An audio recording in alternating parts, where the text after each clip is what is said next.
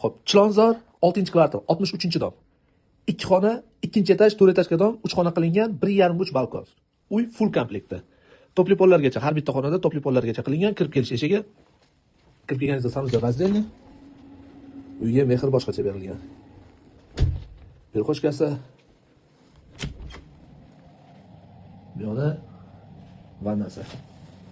Mayda-chida narsalargacha qilib qo'yilgan uy.